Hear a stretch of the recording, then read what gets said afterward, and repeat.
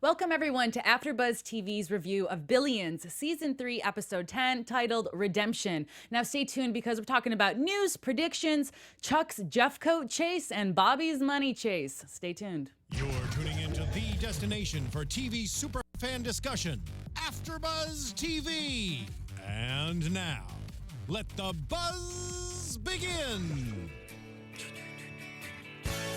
Yeah, we're letting the buzz begin in a fun way. There it is. I love my lights. Thank you. What's up, everyone? Welcome to the after show for Billions, Season 3, Episode 10, like we talked about. I am your host, Nadine, Della, Pelle, and with me is the lovely Frank Moran. Oh, my gosh, lovely. Thank you so much. I'm blushing, Nadine. Hi, welcome. Now, we're going to be talking, like I said, we have a lot to talk about between Axe and Chuck in terms of all the different chases that they have going on. And we have an interesting theme this episode as well, which has to do about, learning and growing from people and mentors and listening to what other people are saying. And can't talk enough about Ben Kim. And Ben Kim. Oh my goodness, ladies and gentlemen. We'll get those lights back on and maybe you can show us what Ben Kim did. Pop that Nelly. Yeah, there it is. Let's get it. All right, shirt off, shirt off. Oh, you want to see that? Okay. You want to see that? So I know you loved Ben Kim. What are your initial thoughts on the show? It was a interesting episode. It's so much of the show has been leading up to Chuck and Bobby having that confrontation. Now that they kind of reached a détente, so to speak, it's seeing what's the next step to kind of in their personal orbits to give them personal people to be going up against, since they won't be heading directly up against each other at the moment. Yeah. And I think the show is doing a really good job of building some future antagonists for them. Yeah, I think you're right. I think all the buildup has kind of led to this episode of seeing how these characters are going to grow and what they're going to do with all the changes that have happened. And we see all various characters, how they've gotten involved and kind of how they want to stay in either the lane that they're in or they want change. And we see people like Kate that want to kind of stay in this road of listening to Chuck and going along with what Chuck's teaching her and the mentorship that's happening there. And then we see people like Taylor who are kind of questioning, we see at the end of the episode, about what is going on and what am I doing, which I think was a very powerful scene kind of at the end, which we will get to. But first, let's talk about the Chuck Rhoades side of things, the family, I guess you would say, the Rhoades family.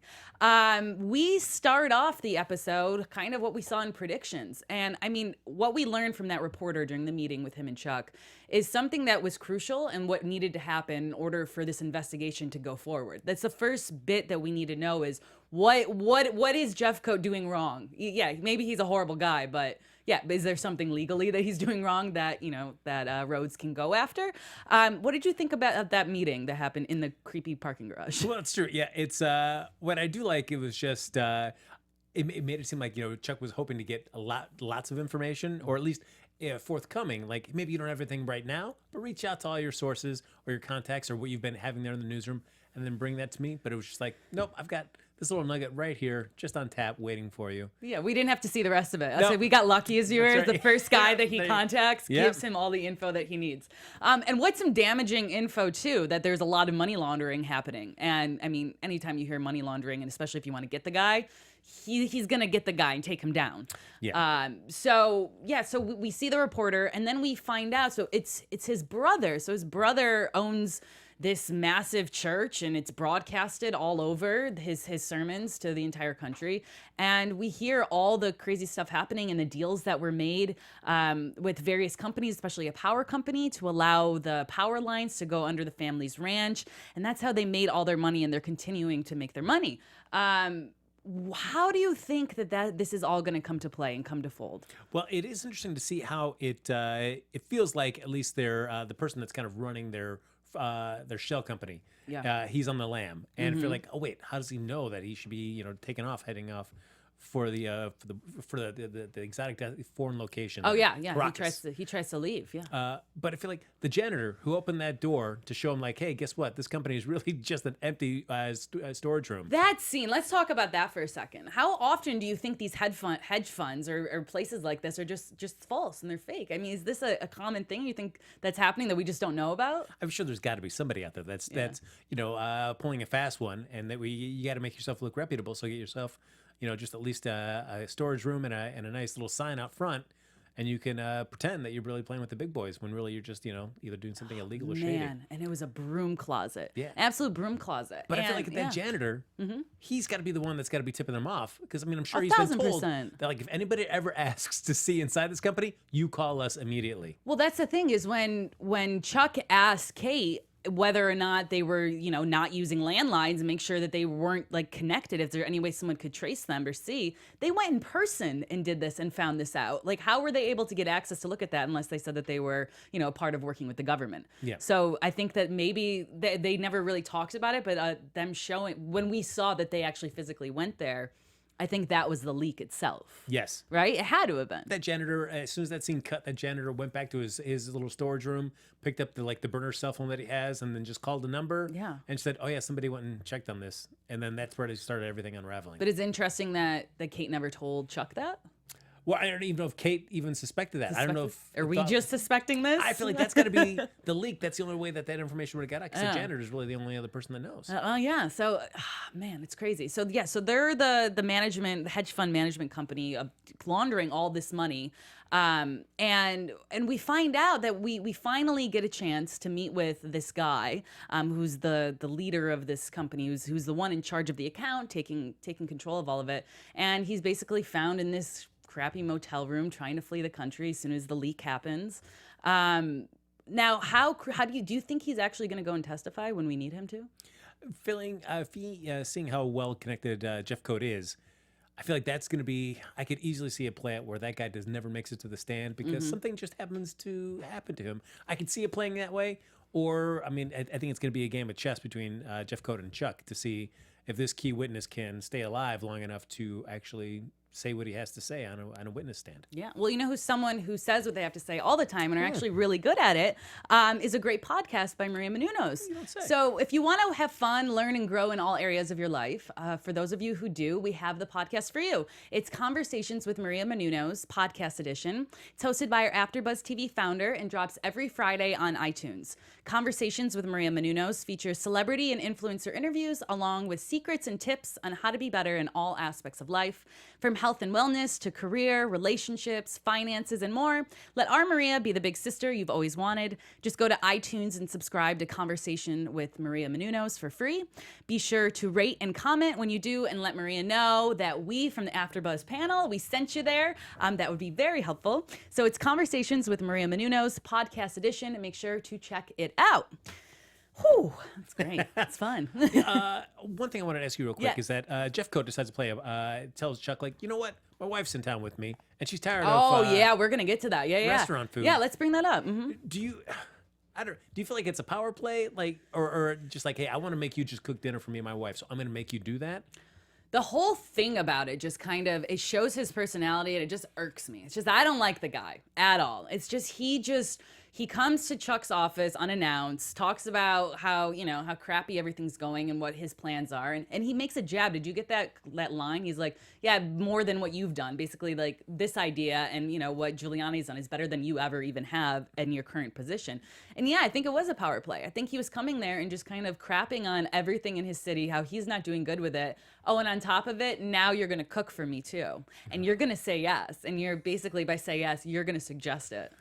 Yeah, that was a power play. It was horrible. Does it make you hate the guy even more? But I know you're cooking meatballs tomorrow, so if you were in Chuck's shoes, you wouldn't be sweating so much. Like, No, I I got wouldn't these be delicious sweating. meatballs. I so- would not. But what do we think about the move of, Wendy finding out, not wanting that line about her saying they're not gonna see me in an apron? That's not happening. Man, I love her every episode even more and more. I feel like that's the line that I want to tell somebody. That's a story they're not going to leave with. Yeah. I feel like that's why I want to encapsulate something. Yeah. But that's not how they're going to leave it. And then at the end of the day, she ends up hiring Axe's chef to cook. Because I saw him, I was like, wait, he looks really familiar. And then as soon as they said it, I was like, oh yes, that is who that gentleman is. Because I can't imagine, when do you think the last time that Wendy actually cooked something of, other than something like super fast, but like actually sat down and really, set out to cook a big meal? I mean, we've never, correct me if I'm wrong, everyone, but I don't think we've ever seen Wendy cook in the past 3 seasons. I think they're always going out. I mean, their lifestyles are just so crazy and hectic and busy that, they did go to restaurants and fancy restaurants. Nadine, if I may ask, you travel all over this great country of ours. Yes. Are you ever tired of eating restaurant food? Do you ever, when you're on the road, do you ever go like, I really just crave a home cooked meal?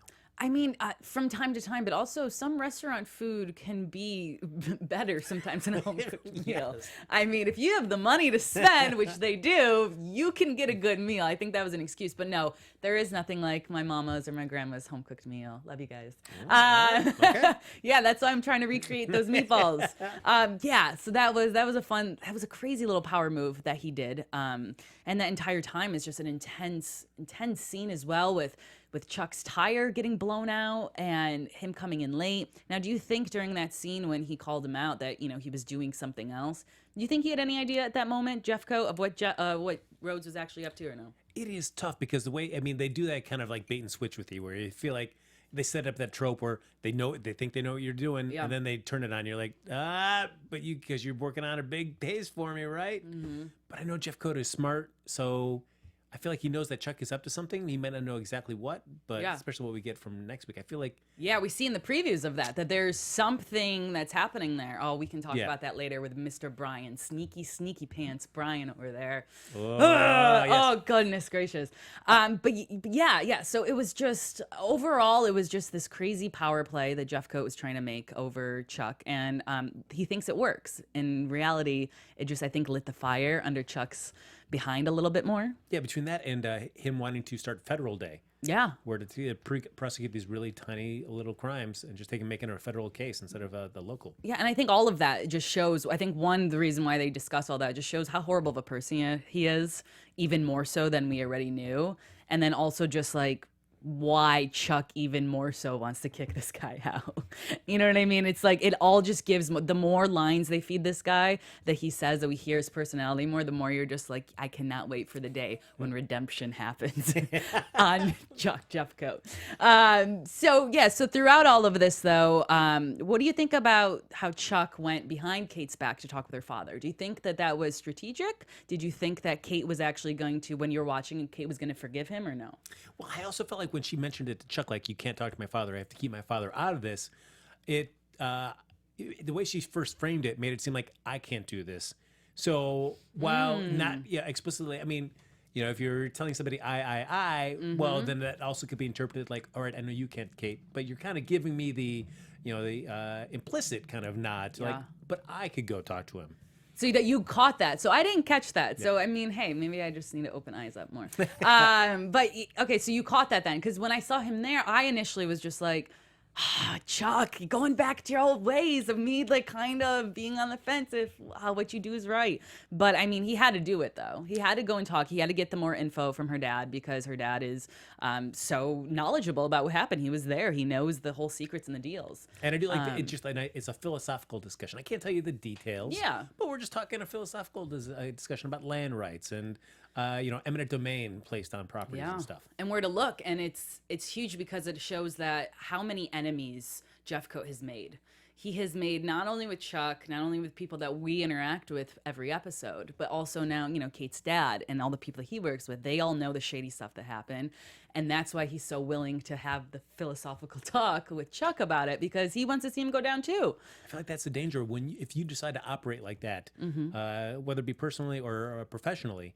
You have to know that there are going to be people out there that want to see you get your comeuppance. But do you think that he actually thinks that? Do you think Jeffco actually thinks people are out there to to undermine him and they don't like him in that way? Do you think that he's just so egotistical that he thinks, it's fine, they're going to listen and nothing bad's going to happen? I don't know. I feel like there's certainly a lot of people that would behave like that. They think they're in such a position of authority or power that they think they're untouchable. But I also think a smart person would know that, what I did get here was poor, and I stepped over a lot of people. I've got to always be vigilant because any of these people could come and want to stab me in the back at any given time. Yeah, and maybe that's why we see in the predictions of next episode that he does have his kind of eyes a little bit open, or maybe people working for him do, that catch something that's going on and something that's fishy. Well, if Jeff Coates kept this under wraps for so long, he's got to keep a tight hold on that stuff. He's got to be constantly vigilant. The fact that it's never gotten out, you got to keep your eye on that prize. Yeah, no, 1,000%. And how do you think?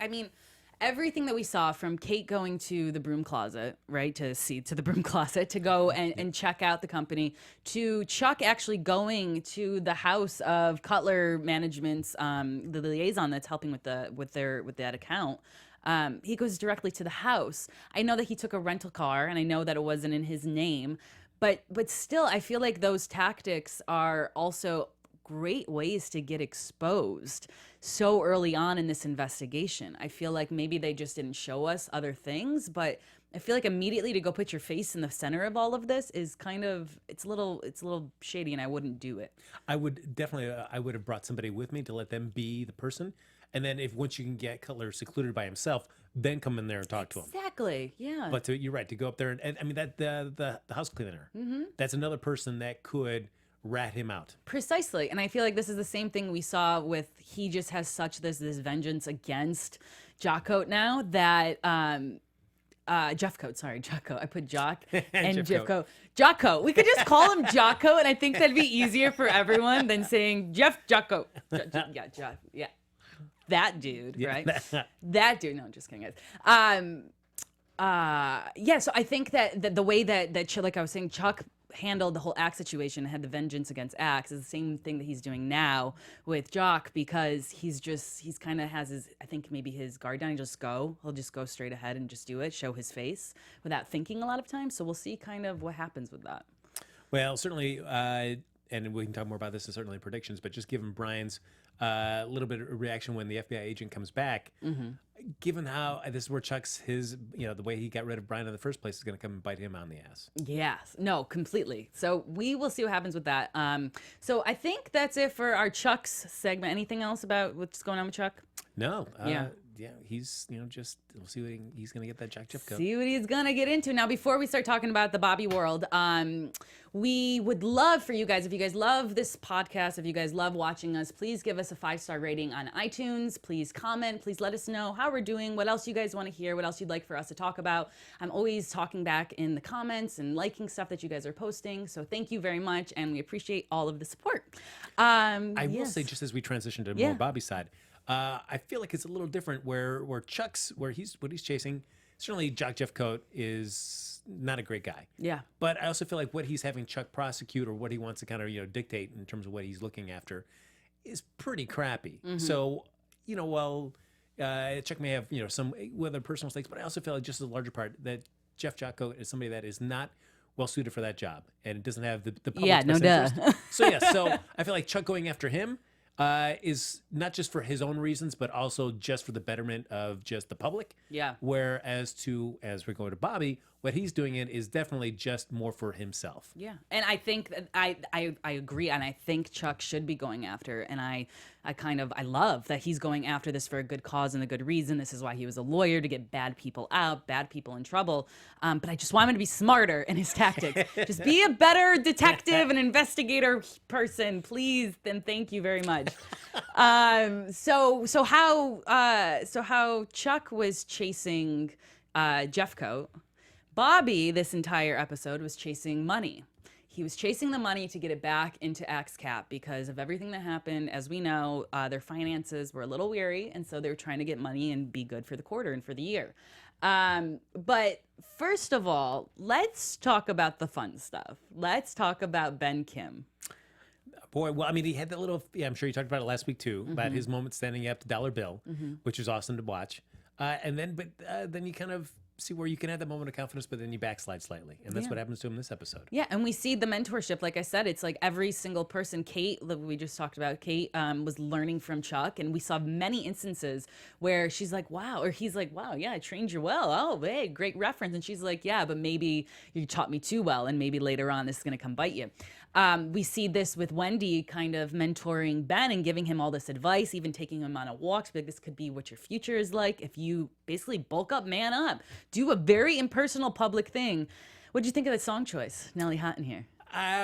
Man, I full props to Ben Kim. If you're gonna go big, you may as well swing for the fences. Yeah, for sure.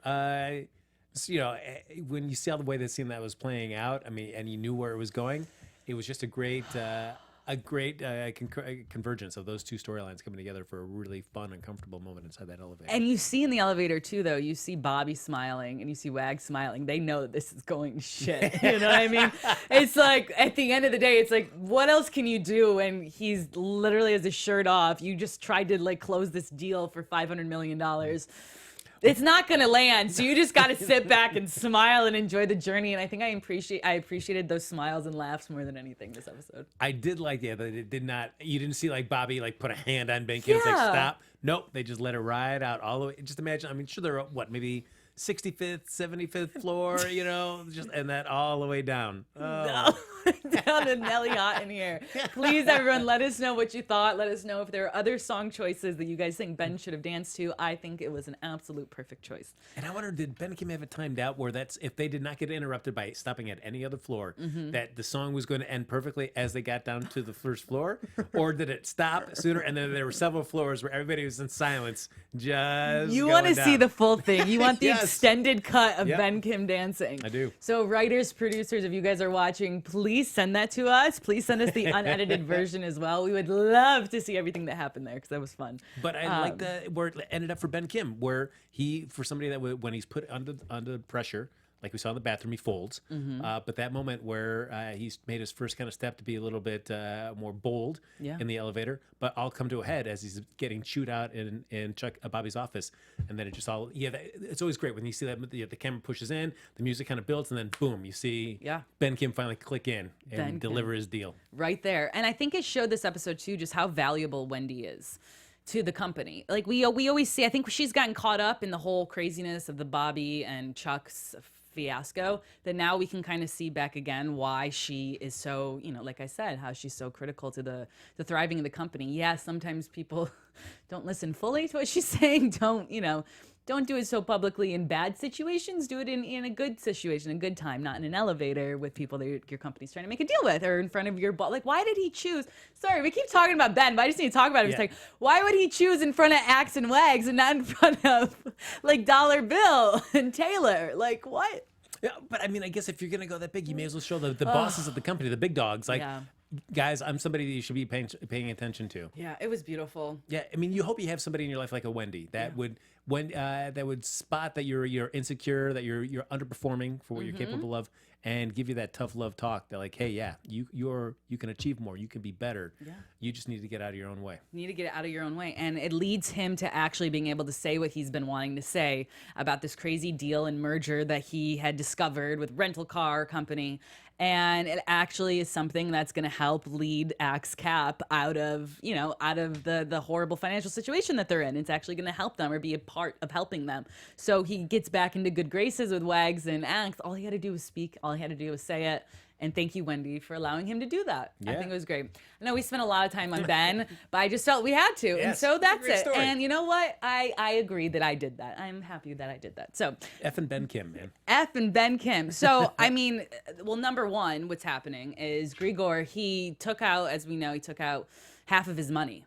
What the heck? Did you think that he was gonna make a crazy move like that? Did you think last episode that we were gonna be done with his doings, or did you think that something was gonna happen big with him? I feel like somebody in his position is not. It's going to take a while and it take a little bit of time. He's not going to just say yes right away like he did last episode. Yeah. Without giving you a couple extra tests. It's one thing to sign out the dotted line and say yes, you're going to take care of my money, but I'm going to give you one additional test because I got to just see how you operate when you're put in at a disadvantage like this. Yeah, and see what happens. See if you're a crybaby American or if you're not. And Bobby really was put to the test. And Bobby really had to go to a lot of, mental thinking and go deep down into what he actually wanted to do. And I think he learned from everyone he came into contact with, whether it be with Raul. So Raul, who basically said, hey, all this old business doesn't want to be involved with you. I tried. And you need to think about the future. Who's Axe Cap now? And I think that was some great advice because it's true. All this stuff has happened. You can't pretend like it didn't. No, you have to move on. And I agree. It's always nice to see Bobby in a position where he is getting advice. I mean, certainly Wendy does give him some advice, but somebody that's outside of Axe Cap and his immediate circle of people like Wags and stuff, but to be able to give him that kind of outsider's opinion about what Bobby should do, and that Bobby does actually take it under consideration. It does take it under consideration, but I mean, as soon as they hear, Wags immediately says, "You guys should contact Fraudy Anzeman." And this character, there's so many fun characters of fun stuff that happened, but Fraudy Anzeman, and he was basically everything that you would never want to go into business with summed up into one human body. Yeah, that was basically what Fraudy is, right? Played by David Krumholtz. Yes, it was. He was great. He made his long-running series Numbers. I was always watching that on CBS. It was great. He played the character so well because you did not even. I lost appetite. I wasn't even eating, and I lost my appetite. You know what I mean? Looking, I was like, nah, I don't want to eat when you're spilling everywhere and doing this and that. But Wags suggests, hey, this is a way you can get a lot of money from, big named people, dictators, etc. But it's shady. It's shady business too, because you don't want to get involved with someone like that who's also going to take advantage of you. If they're owning part of the company, you have to sell part of the company off. It's not just an investment. They want to take part of it as well. And initially wants to have his name up there. Yeah. And Bobby says that's never going to happen. Yeah, he wants to put it at the end of it, really? But then he says, I want you to stand next to me and vouch for me. Yeah, and then basically give me a hug. Hug me in person and show the whole world you got my back. And Bobby was so, he's thinking about the whole company, and he was so, I think, desperate at the time to do that. And as soon as he heard of these other, as we saw, as soon as he heard of the other requests that he wants, I think he said no. And I think the biggest reason was a lot to do with not only what Raul said about, you have to move forward, but also about what Bruno said when Bruno told him when they were making the pizza, I went out and got the money my own way. He didn't have to deal with the mob. He didn't have to deal with all this shady stuff. He went out and did it himself. And I'm so happy that him and Bruno are back in good graces because Bruno was a good guy and he just got caught up with crazy stuff back last season. No, that advice came at a great time for Bobby. Yeah. Because otherwise, Raul, had the sense where it's like people, where he compared it to the cops, where some people get promoted to lieutenant and other people's don't, and some just give up, or other do all the crappy assignments and try to make their own way that way. And that's what he suggested for Bobby, which led him to Fraudy. But I'm glad that he did. I guess doing the crappy stuff is meaning that you're just doing whatever it takes to keep moving forward. But I'm glad that he did not officially sign on board. He didn't know. Yeah, it's good that he went separate ways. But what he did end up doing, though, yes, we find out at the end that Ben Kim has a good idea, but he also he screws Taylor, basically. Screws Taylor out of a friendship that was starting to form. We see the mentorship and the learning part from Taylor was Taylor has started to use movie puns and movie theories to talk in real life like Wags and Axe does, because Taylor wanted to feel more of a connection and a bond, and was feeling this closeness with the guys. And I thought it was fun and it was beautiful, and seeing Taylor try to do that, and even if there was fails, it was still fun to see. And then at the end, to have Bobby kind of take advantage of Taylor in that way, it was kind of a little heartbreaking. What'd you think? I'm curious about this because the way that when Taylor does come back after it comes down, because they ask Bobby to set up a reservation for Taylor, Oscar, and some friends. It's a surprise meal, and it's all about a new company that's going to be launching. It's a great idea, really cool for its patients and app to be able to kind of just connect with each other and kind of eliminate the use of an actual human doctor. Crazy. In the whole process. That is the world we're going into, by the way. Yeah. And Oscar's so excited that Taylor did this, and that Taylor's there for him in that moment. But when the next morning, when Taylor mentions to Bobby, he's like, "Oh, thank you for setting that up. It was great. Oscar loved it, and so did Ben, I believe his name was." Yeah. That and then Bobby acts on that. Comes back when Taylor talks to him about it, confronts him about this, and Bobby says, "Well, you caused this because you said the name. You wouldn't have said that if you didn't want this to happen." Do you think that when Taylor mentioned that name to Bobby, mentioned Ben's name, that it was just she was talking amongst a friend and I just let that name out? Or do you think that she also says, I feel like Taylor's smart enough that did some part of her want this to happen? I think that's the struggle we see Taylor have at the end of the episode, of when Bobby confronts it and says, "This is what you wanted, this is what you said." I think Taylor comes to this crossroads of, is this actually who I've become? Did I say this without even knowing because of this result, because I wanted this result? Or did I accidentally say that because I was so happy and so basically love struck with everything, and I just wanted to share my excitement with a newly found friend? I think Bobby and Taylor became more friends as well throughout the whole process, that their they're not close friends, obviously. They're still butting heads. They're still trying to figure out their ways. But I think in the sense of bonding more so at the office. And I think it was confusion. And I think it was the first time Taylor asked for, that we saw Taylor ask for a personal favor from Bobby. And then all of a sudden it got turned around and it basically went horrible and not the way that she ever expected. And that's why I think we see the breakdown into Wendy's arms at the end of the episode as well. So I think that she didn't intentionally mean for it to happen, but whether or not that's something that she didn't also want to happen deep down to help the company because she has so much heart for the company and is so invested in AXCAP, that's another thing. So I don't think it was intentional, but I think at the end of the day, Taylor's going to get over it, possibly, and have to make the decision of whether or not Taylor wants to stay and do this and be this person or not. The scene where Taylor, goes to talk to Oscar and talk about what has happened. That Bobby kind of swooped in and basically took the company out from underneath Oscar. The camera pulls out, and we just get to hear Taylor say, "I'm sorry," and Oscar saying what happened. But the camera pulls out. We never really get to see the full conversation. It really just kind of goes silent for a lot of it, except for those little quick sound ups.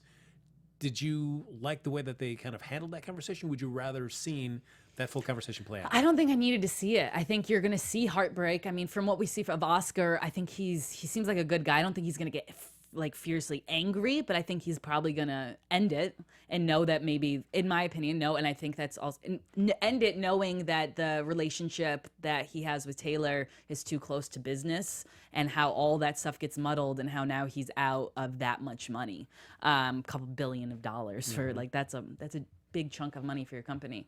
So, and I think seeing how devastated Taylor is at the end, I think it shows, in my opinion, that there was some type of end to that relationship, end of that happiness, and the crossroads, like I said, it's going to have to bear. So no, I don't think I needed to see more of it. I think I understood it by Taylor's post reaction to it, and the fact that it's the first time we see like physical contact between her and a friend. I mean, we see the lover contact with Oscar, but first time we see her go up to Wendy, she just needed a hug. Taylor just needed a hug. Yes. Just needed a hug after all that. So something horrible happened. Great acting in that moment. Yeah, to really see kind of that emotional kind of, whether it's a devastation or just like the confusion as well, just really played out across Taylor's face. Yeah, it just completely played out. And what we thought in the previews and predictions that I predicted was wrong. I thought that Taylor was so upset and so angry because Taylor saw some shady deal happening with Grigor and Bobby, when in reality that preview was showing her or Taylor going and yelling about Oscar and the deal that Axe did against Oscar. So I thought that was a little interesting how they played the preview kind of into the palm of our hands. We ate it up and thought it was going to be one thing, ended up being another. What did you think? It is. I mean, it's been interesting since Bobby's come back, and just the dynamic between Bobby and Taylor. And I feel Taylor is chafing under with Bobby back at the helm. Yeah. But it's just like little chips, just kind of chipping away at Taylor and just waiting for the one thing that kind of breaks Taylor's back. Yeah, and I think we'll have to see, and we can talk about it in predictions, kind of where this leads Taylor and where it's gonna go from here. It's, like I said before, it's either you stick with kind of the status quo of what's happening, or if there's misery and you just leave. So, and we'll see kind of what that redemption possibly looks like later on. But overall, great episode. I think we see more as well of Axe kind of putting together. We see Axe putting more so the business once again ahead of his family. And we see that when Axe goes to the birthday party of his sons and goes late to the birthday party. We see Lara, which I want to see more of Lara. I want to see more of Lara, but, at least we get a scene with Lara. But his separation from his family at the end of this entire episode, we see him go and talk with his mother, because we learn at the end, at the dinner with Grigor, that he was actually the little boy in that story, and it struck something in Bobby's heart and made him really miss his mom. I like Bobby's just his reactions during the course of how that scene played out, where he first looks at the mom and you can see the wheels turning in his head, and when he puts two and two together, that indeed the whole story that Grigor told in the last episode was about himself. was really cool. But I was a little confused because at first I thought that her eyes were watering up and she was tearing up because she was scared of her son. And when he came over, she like flinched. And then when Bobby didn't see that. Bobby saw it in the way of, oh, this is like an injured woman, basically, an emotionally injured woman. And that's why she's flinching. And Bobby sees it as connected to the story. And as soon as he says that, then I'm like, oh my goodness, that does make sense. And I had that initial thought last week, and then I kind of changed my mind of, no, maybe he's not the little boy. But then, you know, it's a good thing that now he's in business with someone who's not as bad as we all initially thought. I feel like you have to do that because otherwise it just becomes. I think it's different between Grigor and Jock Jeffcoat. Where Jock Jeffcoat, he's been pretty much portrayed the whole time as just a guy you need to get rid of. He's just a bad dude. Just a horrible man. Yeah, we've never really seen any kind of like that sympathetic side that we see from Grigor this episode. Yeah. So I'm glad that at least one of the two people that are going to be playing up against our main characters, you see the more human side. Yeah. So that it does make that impending confrontation between the two of them. There's going to be a lot more charge and energy behind it. And energy behind it completely. And I think it's going to put a whole different mental spin on Bobby as well. And maybe now being connected with family again. And maybe that'll help him moving forward. But what a twist. Yeah, because I also think as we're wrapping up with Friday, like the whole thing, Friday when he comes in, he wants a little bit more. And I feel like that's when Bobby says, I can't do this. What am I doing? What am I doing? Yeah. So he tells him that, to get lost. Yeah. And even like the way David Crumholtz, just his walk that he has for Friday when he comes in through the elevator, just the great. whole thing was great. Just great acting from him. But I feel like I can't say like Bobby is like learned everything from what Bruno said because he's still got Grigor's money. Yeah. So he hasn't learned the full lesson yet. He's still tied up with some kind of shady money in his business. But yeah, shady money, but in the sense of not as shady as I think we initially thought, though. I think that we thought that he was this crazy, horrible man, especially with that story last episode, that he was the man that raped the woman in that story. Now we find out he was the drunken little boy whose mom got raped. And that whole craziness of that, and it just switches your mind around that, yeah, maybe there's some stuff going, but not as crazy as we thought, which may be good. I possibly? guess until it's not good. Yeah. And then you're going to see the craziness that we've been waiting Good, for. not good. Well, we will have to see. I think that was a great episode overall. Good stuff. Yeah. I mean, 2 episodes left. There's just 2 episodes left. Can you believe that? That annoys me. Why is there only 2 episodes left? My heart can't take it anymore. You want to talk to Showtime and say, guys, this should be a weekly show. Yeah, we should call them in. 52 weeks. We should call them in. 52 weeks. That's right. We could do 7 days a week of it. 7 No days. one has Memorial Day off anymore, okay? So that was the episode. Great. Before we get into news, I want to do some quick fan shout outs. Thank you guys very much, like I said before, for watching. We love it and we appreciate it. We love talking about Billions. We love that you guys love Billions, and we want to be here and open the discussion up to you guys as well. Especially want to say thank you to Gloria Mitchell, Pesson Pawan, and a girl called Sally. Thank you guys for your comments in YouTube this week. It was wonderful, and hope to hear what you guys are saying this time around as well. Now let's get to some news. Ooh. AfterBuzz TV News.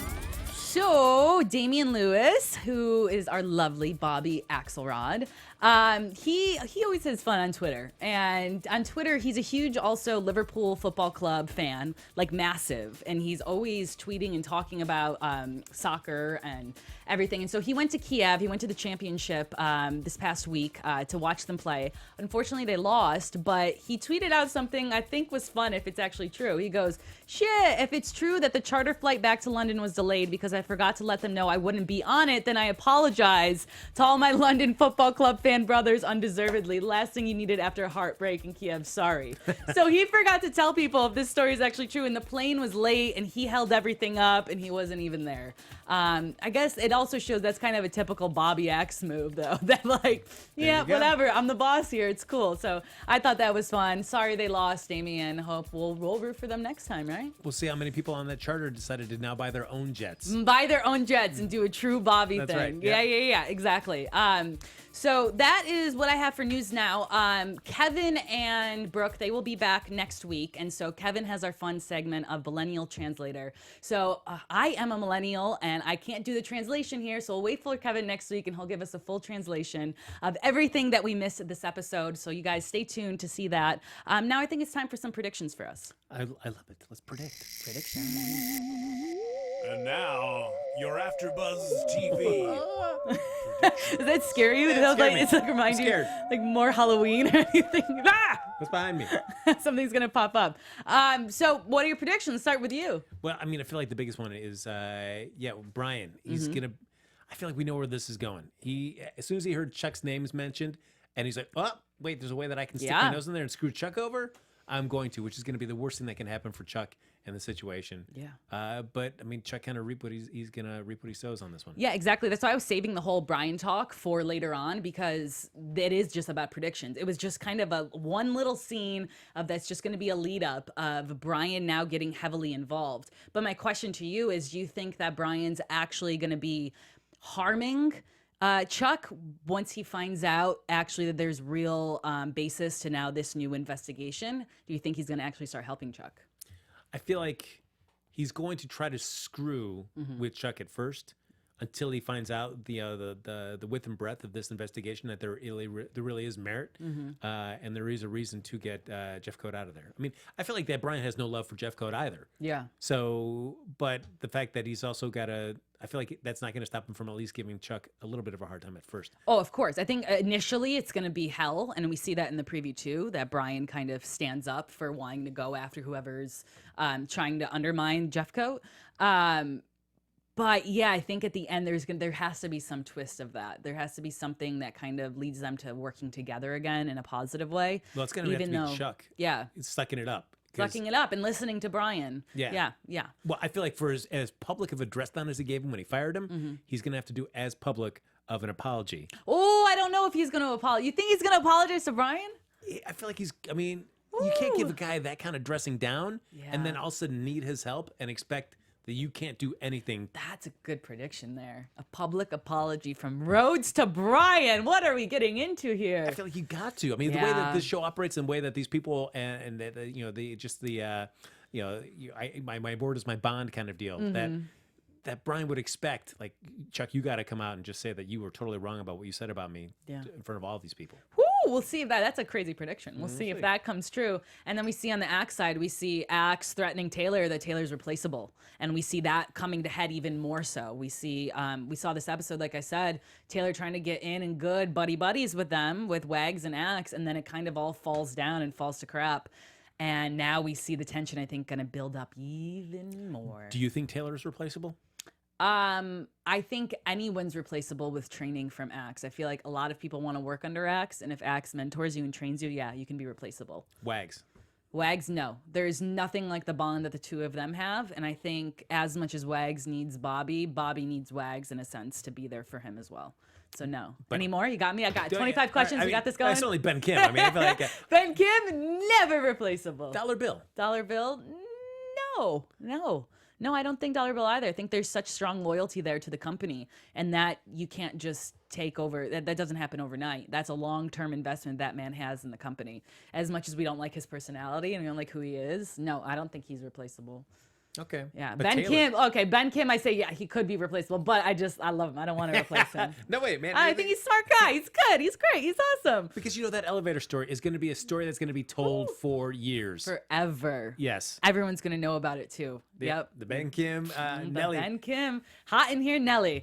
All right, Frank. See, this was hot in here now. And where can they find you later? I'll be doing my own dance moves to Nelly Hot in here on Instagram and Twitter. Find that at Happy Go Jackie. Happy Go Jackie. Thank you guys very much for watching tonight. Please, like I said, comment, like us.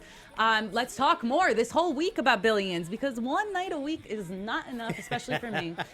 You guys can find me everywhere at Nadine, Della, Pelle. Stay tuned. We'll be back at the same time next week. Kevin Undergaro and Brooke, they will be back here joining us as well. See you guys. From executive producers Maria Menounos, Kevin Undergaro, Phil Svitek, and the entire AfterBuzz TV staff, we would like to thank you for listening to the AfterBuzz TV network. To watch or listen to other after shows and post comments or questions, be sure to visit AfterBuzzTV.com. I'm Sir Richard Wentworth, and this has been a presentation of AfterBuzz TV. Buzz you later. The views expressed herein are those of the hosts only and do not necessarily reflect the views of AfterBuzz TV or its owners or principals.